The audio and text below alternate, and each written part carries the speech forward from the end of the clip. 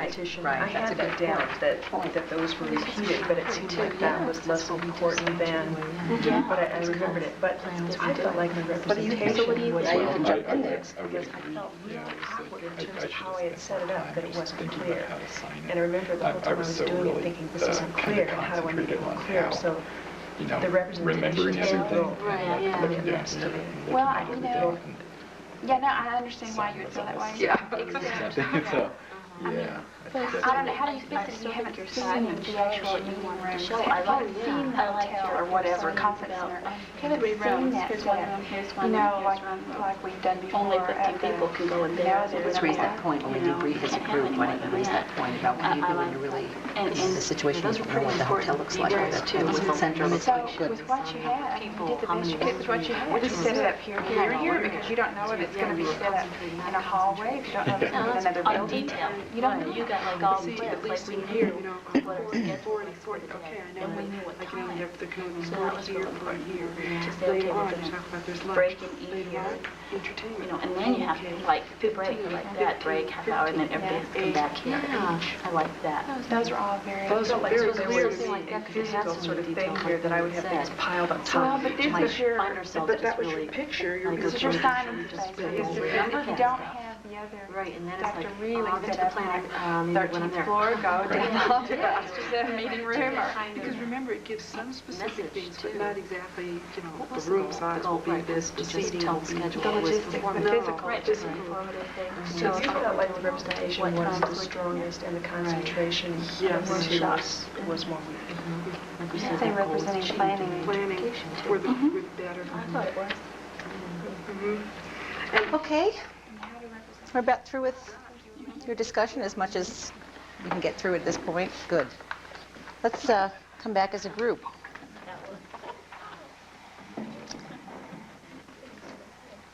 Okay, what kinds of issues came up? What kinds of questions came up for you? And first of all, what was the speaker's goal?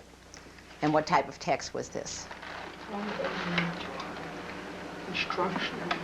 Yeah, this was really much more information-based, okay? We're not trying to persuade anybody to come to any particular workshop or anything like that. It wasn't my life story. It was really informational, but it was more than just passively listening to information. You needed to take note of where I'm supposed to go at what time.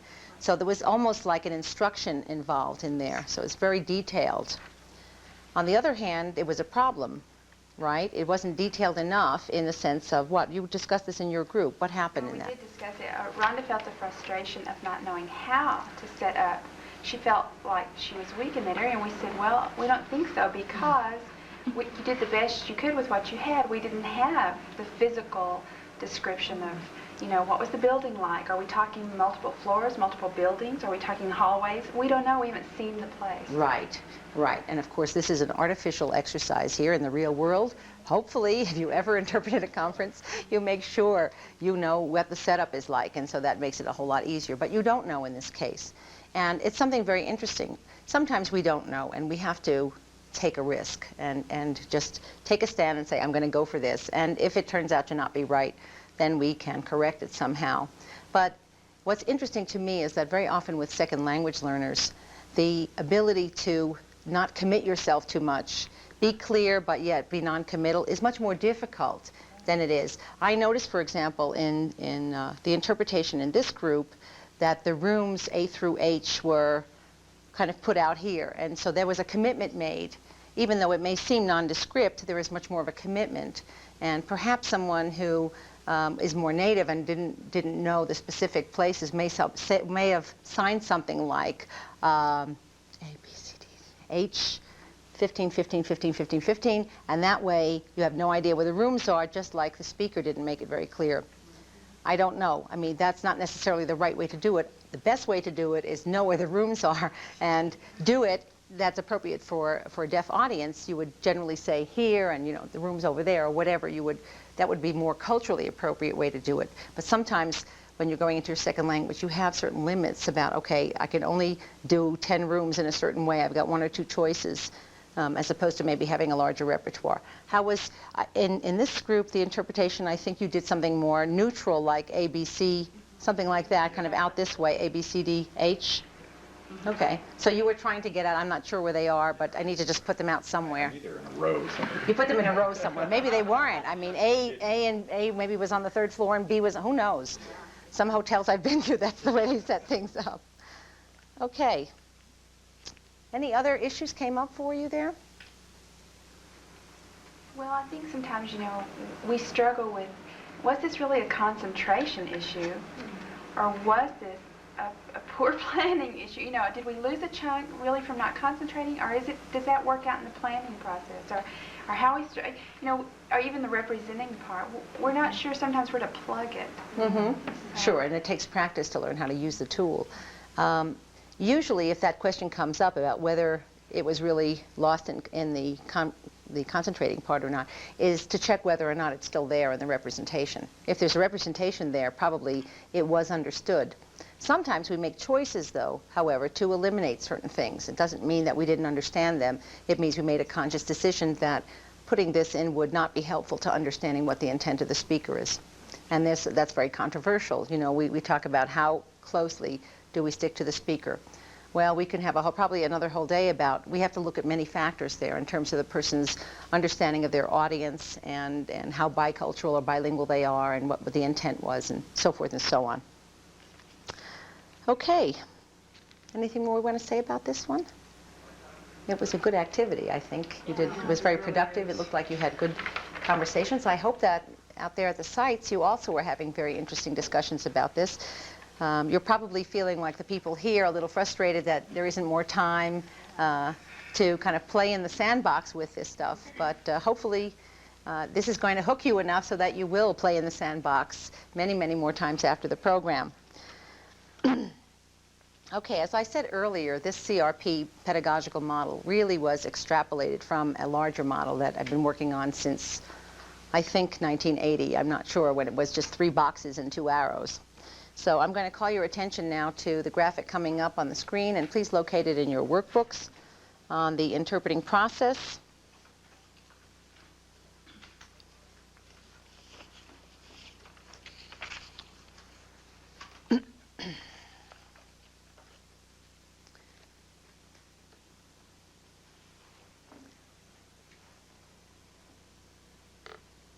Please locate that graphic in your workbooks if you haven't already.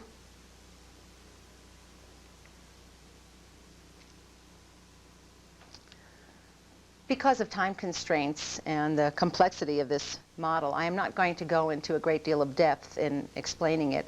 And I feel okay about doing that because I have prepared some supplementary notes that are in your workbooks. Feel free to read through those, perhaps during break, and if you have questions, you may call in those questions after the next break. Let me just point out a couple of things to help clarify. The CRP model really, as I said, is extrapolated from this. And if you look at the model you have in your workbooks, the early portion, source message and analysis, that is roughly corresponding to the concentrating stage. The middle section here, where you have message, source representation, and target representation, is that R stage with the source frame and target switch. And the end of the process is more like that planning stage in the CRP model.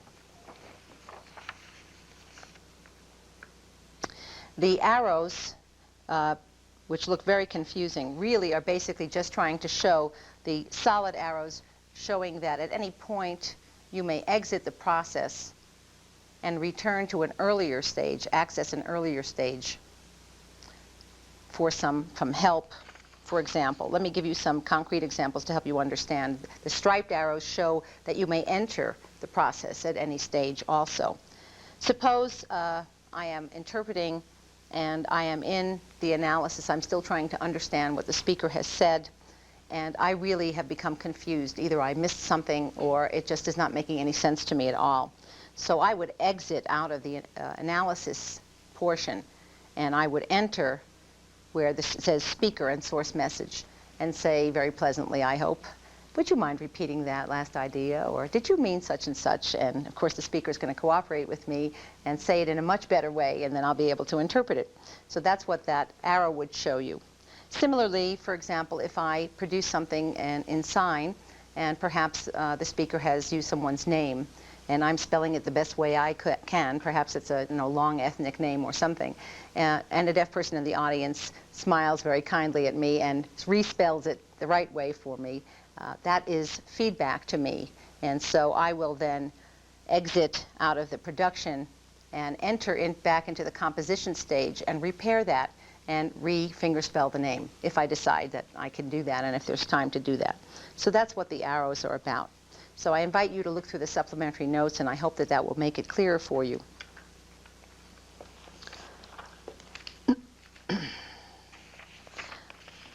Oh, the other important part I want to make sure that may not be in the supplementary notes, the boxes that say source message and equivalent target message, those boxes that have context and speaker and audience, within those boxes is the graphic, or at least it's supposed to be representing all those things that we saw when we talked about how do we construct the message. Okay, we talk about personalities and relationships and ideas and feelings and culture and all that. All those things are in those two boxes. As you can see, it would have been quite a feat to try to fit all of those things into this little graphic here.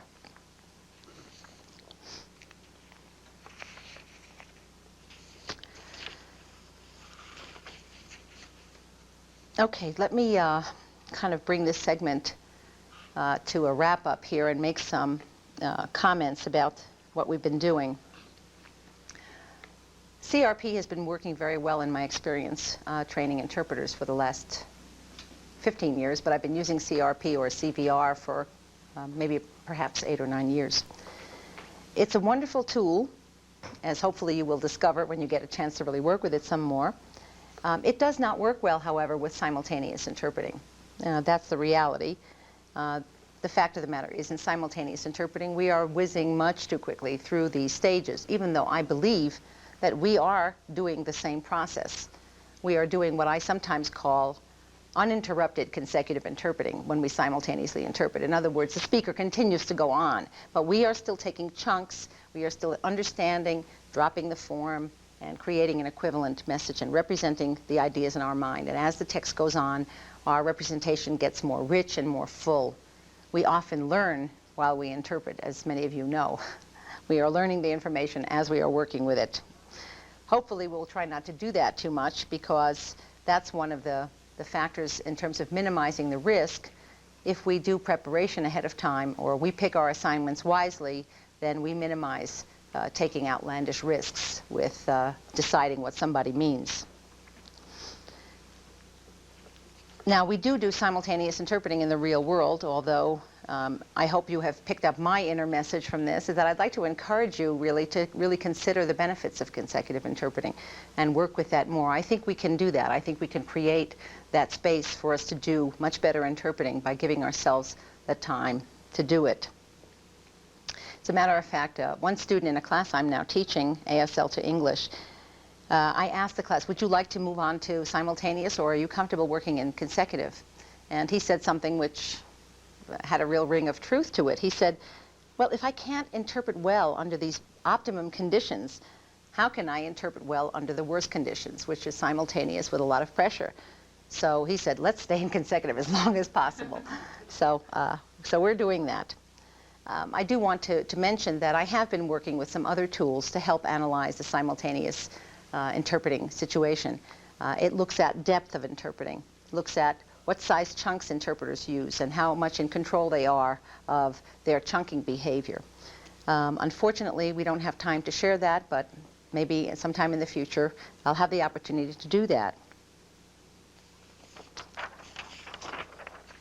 Let me ask the group here in the studio, are there any insights you'd like to share about this experience doing these exercises? What has this meant for you? Because that's really where it's most important. Anything you'd like to say? Sometimes it's a study in frustration, but at the same time, it's good to hone the practical skills, you know, the everyday thing, and stop and take a look and say, yeah, you know, we can do this. I mean, we're doing it. We're doing it every day. Mm-hmm. And to be given the tools to work on that is really beneficial. It's really helped a lot. Good. How many of you, before you came into this activity session we've had here, how many of you would have imagined that you could just voice interpret a whole text after it was over? minutes after it was over. Did you think that you could ever do that? No. You probably think, I've got to be right there behind the person. I'm going to forget what they said. But you didn't forget what they said, right? And I bet if I came back here to Denver in 3 weeks and said, what was that thing about mainstreaming and residential? You'd probably be able to recall the entire text. Because in fact, when you work that hard to understand, you in fact learn it. And the more things we can learn about the way people think, about their ideas, about how they form, their thoughts, and we store that away, that becomes usable for us. Because interpreting is a people business. And sooner or later, we're going to see someone else who's got the same opinions or same ideas, and we can say, oh, I did that text 6 months ago, and it's not going to be a big problem for me now. So I think that that's very critical, that we take advantage of that and not just have it flow through us and then walk away and say, well, I don't know what that was about. I don't know what the point would be. Any other comments, things you want to share about this experience? Gives additional significance to the lag time theory. Right. Yeah. Yes. Oh, you just raised a nice little buzzword for me. Oh, good. I'm glad you said that word. I think inside the field it's okay to say lag time because we all know that lag time is precious and wonderful. But I have a problem with us using that term out in the public, with our consumers, because the word lag for me in English has a negative connotation. Don't lag behind. He's lagging behind in his studies and so forth. And so we have a negative connotation. And then worse, we sign it this way. And when deaf people often see that, they say, oh, no, I don't want you to be there. I want you to be here. So I prefer, rather than have a value on that word that's negative or positive, to maybe be more descriptive. And I have shifted my own language, because I used to say lag time, and I call it process time. Because it says, I'm working. I'm not just hanging out here because I'm lazy. I am working very hard. This time you think I'm doing nothing. So I offer that up for your use. Process time may be more helpful, and it sounds, oh, you're doing something. Yes. Mary, you wanted to say something. What were you going to say? I just wanted to say that the representing. As before, I would think of what sign am I going to use? Mm-hmm. What sign? As I was understanding the message, what sign will I use? Mm-hmm. And I noticed it helped me when I use symbols, or better, to do the planning. Right. That's especially true if you make a decision about, I'm going to use this sign, and then you're kind of committed to that sign. And if you had waited and had the whole idea, you might have picked a very different sign that would have worked much better and would have incorporated maybe 2 or 3 of the ideas. So you're right, you need to give yourself some space until you know where is this going before you can decide what sign or how you're going to say it in English. Good. Well, it's been wonderful working with you. Let me just sum up this session here before we go to our break by emphasizing some things that I think are really important. One is that interpreting is much more than working with languages. It's mental work, and it involves decision making. And along with that, consecutive interpreting is a very valuable tool that we have, and I think that it's necessary to learn how to consecutively interpret before you go into simultaneous interpretation. I think especially true in our field it's necessary because, unlike spoken language field of interpreting, we do not have people who are coming into this field who are fluent bilinguals, who have the levels of education and preparation that it takes. And so we're being asked to do a tremendously hard task. And so consecutive interpreting gives us that cushion, gives us that time to see what a good interpretation would look like, given that we have the opportunity to work with it and given our language limitations. Once we become very skilled at that, then we're much more likely to be able to work in a simultaneous situation and have some sense of what kind of standard do I need. Of course, the standard has to be lowered somewhat because we cannot do the same quality of work. That also means that for some situations, such as ones that are critical, like medical situations or legal situations, I think that we are very foolish in doing simultaneous interpreting, especially when we are actually moving into 2 very discrete languages like ASL and English. It is not like Spanish and Italian. They're very much more closely related structurally. ASL and English are very, very different, as you know. So we need to have more time. We need to remember that people learn at their own pace, and they come to the learning situation with different backgrounds, different strengths and skills, and different weaknesses. And I think that rather than have interpreters in a training setting being put on a hot seat and being forced to compete with each other, that's not as healthy and conducive to learning as is something like we did here, something more cooperative. I don't care who in the group gave this wonderful idea. It came from the group, and that was important. And then people can learn from each other in a less threatening way. I think that we need to provide a lot more support to interpreters out there who are already out on the streets, so to speak. They are still struggling to gain more linguistic and cultural skills, and very often I hear from graduates, can I go back to the womb? I mean, I'm not ready, and where do I get my training? And so working interpreters really need to have more training opportunities and more support. Well, I hope that this, unfortunately, very brief session was helpful to you here in the studio, and I hope out at the sites that you got some benefit out of this. I hope that you will continue to work together. You don't need to set up a formal workshop and go to a lot of expense. You can meet 2 or 3 or 4 people in someone's home or whatever. Get together after a job if you're working with a team of interpreters and maybe do some process discussion, try to do some analysis, and keep at it, and you will get better at it. And I wish you all a lot of luck. And we'll go to Lindsay now, and we'll be back for questions and answers later. Thank you so much. It's been wonderful.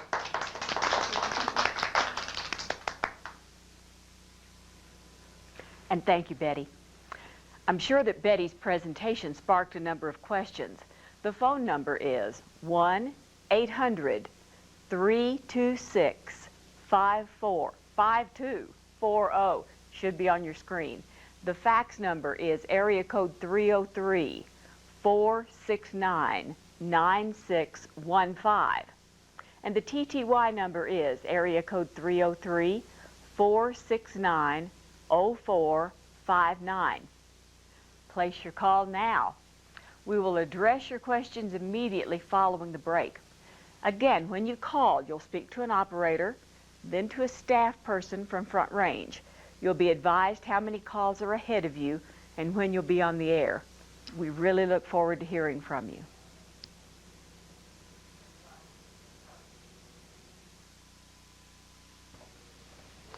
Greetings. I am Jim Dixon, RSA Regional Commissioner in Denver. On behalf of Commissioner Nell C. Carney and my regional staff, we're extremely honored to be invited to welcome all of you to this special satellite broadcast. The interpreter training programs funded by RSA are pivotal to meeting the critical needs for qualified personnel to assist with the delivery of needed services in the rehabilitation delivery system. I am proud that my agency has taken the initiative to support a training program in this area. I'm also proud of the accomplishments and recognition of our ITP at Front Range Community College. I wish you a personally satisfying and professionally productive conference. Thank you.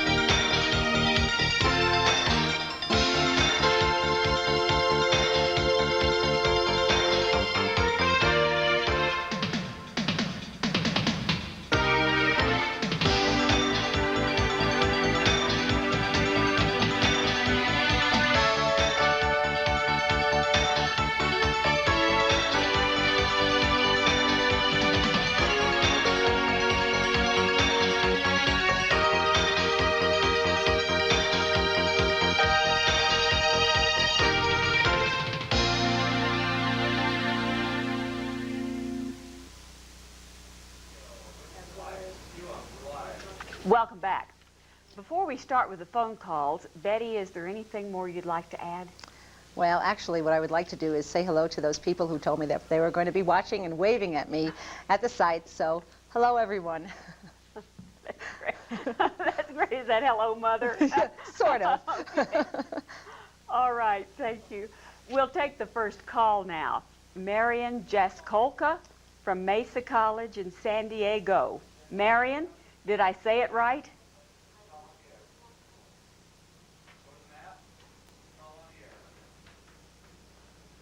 Ms. Jaskolka, go ahead, ma'am. Hi, Marion. Go ahead with your question, please. Yes, good afternoon. I just would like some clarification on the CRP model, the representation part of it. We had some difficulty in doing the activities, deciding exactly what that meant in our analysis. And so I'd like some clarification on that, please. Okay, hold on with us just a minute, Marion, and Betty will answer you. Thank you. Hi, Marion. As I tried to point out in the discussion of the activities, the R is the most difficult stage to conceptualize. It has to do with what the material that the interpreter is working with, what does it look like, and how helpful is it in terms of calling up the meaning. So as I said before, it has to do with whether the ideas are organized in a logical way. First, from the speaker's point of view, we're assuming that the speaker is logical in their organization, but then when you do target switch sometimes, there's a need to work with the representations more so that the planning will flow more smoothly. Let me give you a concrete example.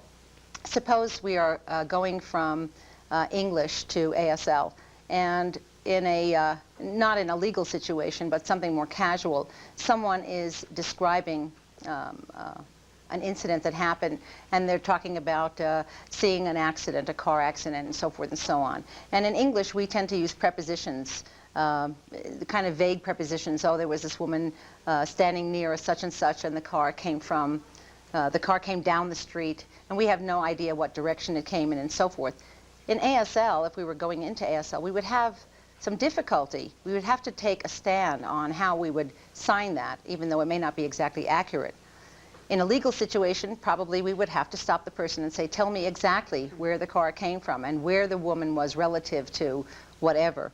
But in a non-critical situation, what we would do in the target switch there is to create more representations, more specific representations for where these things are in space, because we have to sign something in space. The car has to come from the right or the left, for example. So that's an indication if the person is not doing that, that they're not working fully in the R. I hope that that clarifies it. It's a little difficult to explain this kind of in the way we're doing it. It does require a lot of work, and eventually it becomes clearer. But as I said before, it's not that important that everyone knows exactly the right answer to the question. It's much more fascinating to me to see how people try to figure out the puzzle. Okay, thank you, Marion. Thank you. Our next caller is Bern Jones from Johnson County All Community right. College in Kansas City. Hello, Bern. Call for Bern Jones. During the activity number 5, we had a difficult time showing the concept of concurrent sessions, and we were wondering if Betty might model that for us. Oh. I didn't know you were going to ask me to do interpreting, too. I'll hold your stuff. Oh, I don't know that you need to. Okay. Well, let's see. Think fast on my feet. Probably I would do something like, let's see.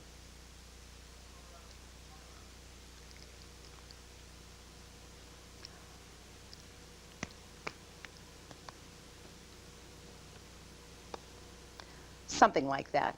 Of course, I'm just doing it spontaneously now, but I think that the best thing to do is to ask the deaf people there at your site, or if they're not at your site, ask some deaf people in your neighborhood and say, how would you sign this? And they probably could do a much better job than I just did. Thank you, Betty. Our next call is from Front Range Community College in Fort Collins. Is this a call on the air? Yes. Okay. Hi. Go ahead. Hi. Could you say a little bit about interpreting information that you don't really understand? An example that comes to mind is you're interpreting an engineer's department meeting that's way over your head, and you don't have time to do all this process that we've been talking about, and you wouldn't understand it all unless you went to school and became an engineer yourself. Just could you say a few words about that? Oh, I could say many words about that, but I won't. As much as this is probably not what you want to hear, the fact of the matter is that there's probably several, but there's one very critical tenet. If we had the 10 Commandments of interpreting, the first one would say, to interpret, you must understand. There's just no getting around that. And there's nothing you can do to fake that. You cannot come up with an interpretation, if you're using interpretation in the sense that I mean it, not the generic way, that you must understand. So that if you are in a situation where you are not prepared and you do not understand what people are talking about, you will not be interpreting in the sense of the word that I'm talking about it. You will probably be conveying form, doing something more like a coding operation, and in some cases that works if the person in the audience is very familiar with the language being used, the technical language. They may be very comfortable with doing the rest of the work themselves, but you are not interpreting. You are conveying this is what the person's saying, not what they're meaning, this is what they're saying, and then you figure out what they're meaning. Of course, I don't encourage that because that can be very frustrating for an interpreter too, just to continually work with material that's totally foreign to them. And this is why I think we cannot continue to do simultaneous interpreting this way without having the appropriate backgrounds.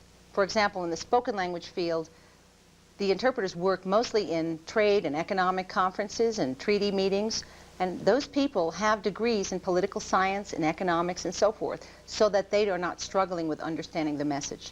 So bottom line is, if you don't understand, you will not interpret.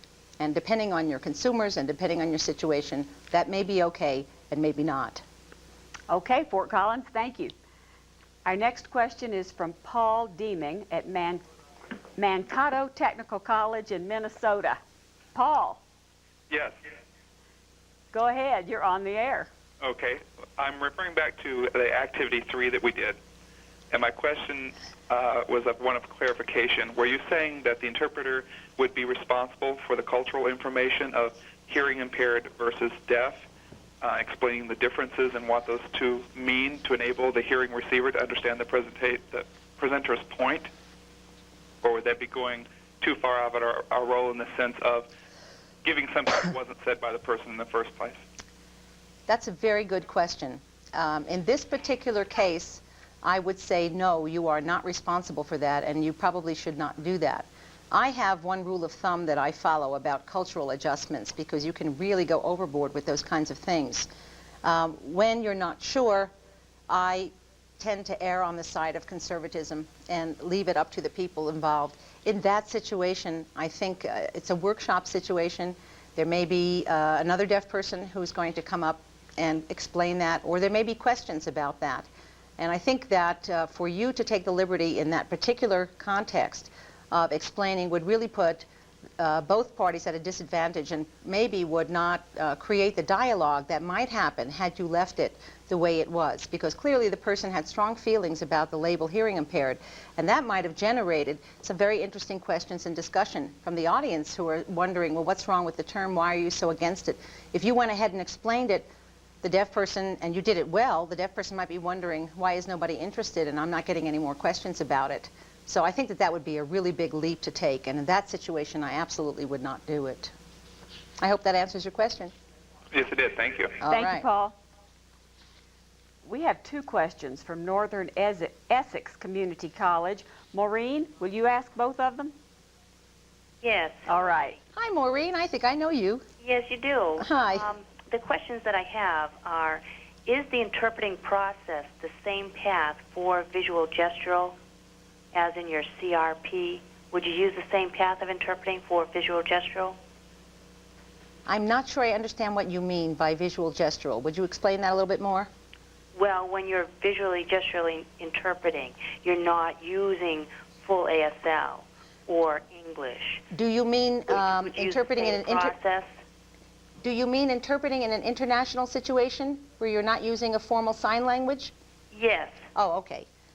That's a good question. I'm not sure But I don't see why it wouldn't work, because in that situation, probably more than with language, you really need to break away from language. So you need to have very good representations. And then hopefully you have a sense of your audience in terms of what has been working, for example, at an international conference. And then you have much more leeway with making decisions about how can you get this across in the best possible way. So my initial response is, yes, I think it would work, although I think a lot more attention needs to be paid to the representation stage. And it's a good question and probably warrants some research on it. I'd love to know more about that myself. Well, thank you. You're welcome. I do have a second question, and that is, what literature is this material from? Do you have any written literature on it? Well, I'm reminded that I'm very late in publishing the monograph I was going to publish on how this model evolved. There isn't any real, at this point, any book that you can turn to and look at what we've been calling the Colonomos model per se. The information is out there. It's been given in workshops for years and years and years. And there's some very good material that's related to the field of interpreting. I would suggest that you get a hold of the curriculum that was designed for Western Maryland College's teaching interpreting program. That curriculum has many, many good resources, bibliographies and articles and things that you can refer to that will take you through the whole gamut of interpreting theory. That's basically all I can offer you now, and I can probably make a public promise that it will be out soon. Okay, great. Could I ask you one more question, please? Sure. Yes. The process that you use, would you use that, is it the same as when you use the deaf relay service? Good question. The deaf interpreter, the deaf relay interpreter, is it the same process? That's related to my first question about the interpreting process with the passive visual gestural. That's a good question, and actually what we're doing at the Bicultural Center is working on developing a model that's extrapolated from this model to talk about relay. But just to not get into too much detail here, basically what we're talking about in the relay situation is that the deaf person's source message is coming from another interpreter. And there are some issues there about what language that's in, and that varies because some interpreters who are interpreting to a foreign deaf person or someone who needs modified language will ask for the interpreter to give them the information in ASL or in English signing and whatever. And depending on what they get, that's going to affect their representations and how they do it, and also affect their planning. So again, I think the sequencing is that you must understand, you must be able to free yourself from form, and you must be given time to adequately plan. And the specifics in each of those stages are going to change depending on whether we're talking about a relay situation or not. Thank you, Maureen. Thank you. Our next caller is Jeannie Schmidt from Grand Rapids, Minnesota. Hello. Hi, Jeannie. You're on the air. I'm from Minnesota, not Michigan. Itasca Community College. Okay. My question is for Betty. When you are in an interpreter situation and you've got internal filters to deal with, such as heavy emotions, such as crying or laughter, how do you deal with that? I feel like Joyce Brothers now. The filters question is a very, very important one. We can't deny that. I think that we all have to get to a place as individuals and as professionals where we really know ourselves very well and know what our buttons are, know what we can handle, and know what we can't handle.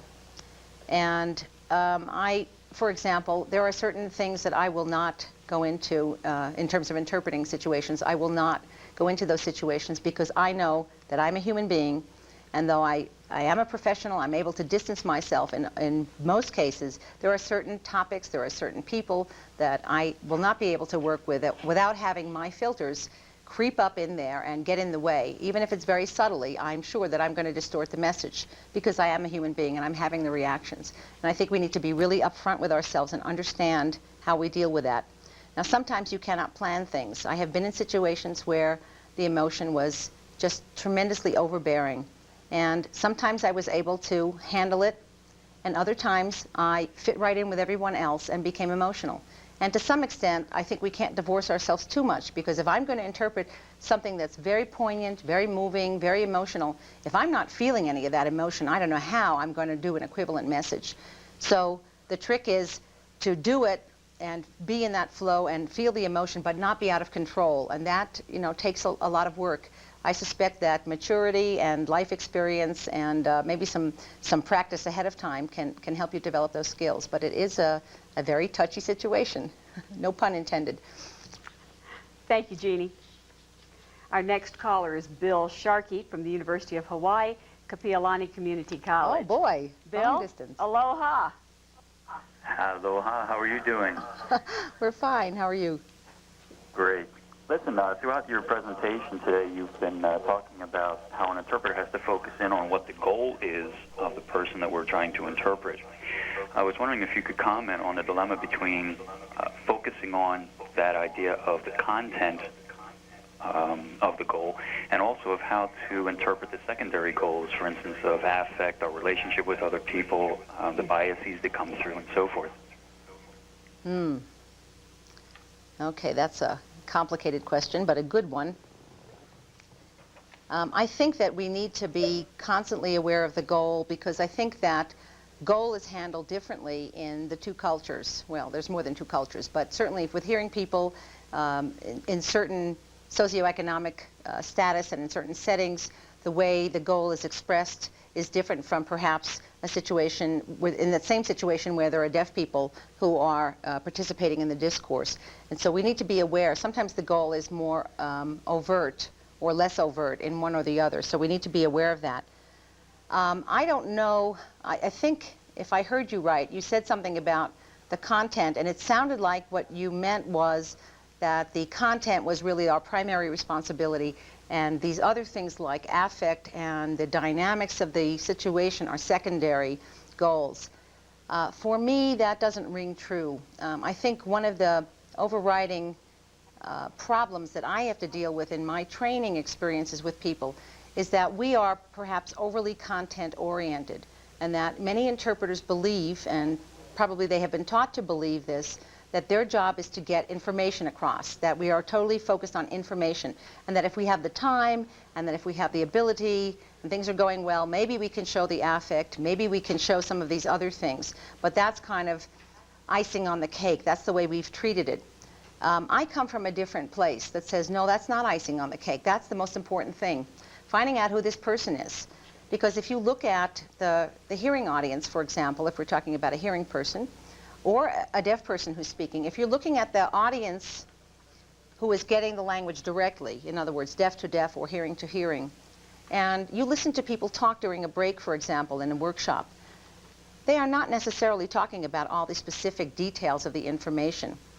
Okay, they are more focused on, gee, what a neat person, or I don't like that person, they've got an attitude problem, or, oh, how funny they are. And they're really reacting much more to those other things that you were talking about. The information is often incidental. Now, in some situations, the information is critical. For a test, for example, or if you're filling out a Social Security form, it's important to get the Social Security number right, obviously. But you have to weigh that. I think that we go overboard with the information load. And sometimes I think that we send a message to deaf people when we're interpreting into sign that they're going to take a test somehow afterwards, that the information that they're just presented with this barrage of information, which people cannot process online. And that really what we need to do is to blend the information with the speaker and who they are so that people can feel comfortable asking questions and form an opinion about that person. Agreed, mahalo. Thank you. Our last caller, when we're running pretty tight on time, oh, my Dave goodness. Wendley from Baltimore, Maryland. All right. Hi, Dave. Hi, how are you? All right. I have a question for Betty about the activity number 4. Actually, our group did pretty well when we look back at how we interpreted what MJ's advice was to the parent, talking about the advantages of mainstreaming and versus the residential school type of education. Mm-hmm. Now, because we're on the East Coast at Catonsville Community College, a lot of our videotapes and the written information that we get, we already had a preconceived notion about what MJ was going to say in response to that question. And we're wondering how much of an influence that had on our attention while we're concentrating on the source language. If, for example, MJ had chosen the opposite stance for this exercise, or if another speaker had been used, someone that we didn't know what their stance was going to be right up front, how would we have done as well with the processing? And Betty, your answer will need to be briefer than the question. It will be. You raised an excellent point. Too much knowledge is dangerous. And I almost wish in a way that MJ had turned the tables and presented you with something that you didn't expect. But beware. If you think you know because you have prior knowledge, you need to attend even more carefully because it may deceive you. And you may think that it's the speaker saying something, but it's really your knowledge talking to you. So you need to be very vigilant about making sure this is the speaker's stuff, this is what I expect, this is what I think. And I think we're out of time, so I'm not going to go on, but thanks for the question. Great. Thank you, Betty. Thank you. And thank you, Betty. It was a pleasure having you here, and we want you to come back real soon. Well, I'd love to. Just let me know when. Okay, thank you. I appreciate your joining us for this broadcast. You have an evaluation form in your participant's handbook. Please take a few moments to fill it out and let us know your response to our broadcast. You're going to see a list of credits in just a few minutes, but there are some personal thank yous that I need to make. First, of course, a word of thanks to Ann Topliff, IPP Department Chair. She has worked behind the scenes to make this production a reality. I dream up all of this stuff and then count on Ann to make it happen. She's always come through. Thank you, Ann. The others who've been key players in making this broadcast possible are Kathy Watkins, production consultant, Dave Sacher, and Steve Tilson, our producers. Thank you very much. I'd be amiss if I didn't say a word of thanks to those 6 wonderful interpreters who showed up to do those activities. Tim Weston, Sharon Huff, Dottie Cartwright, Mary Duran, Hope Schenkman, and Rhonda Champion. Thanks. You were terrific. Thanks. Many thanks also to Front Range Community College for their willingness to undertake a project of this magnitude. And of course, thank you for joining us. I hope the class was profitable and enjoyable. We'll be doing another teleclass in March 1993, and we'll be getting information about that soon. So until the next time, good afternoon.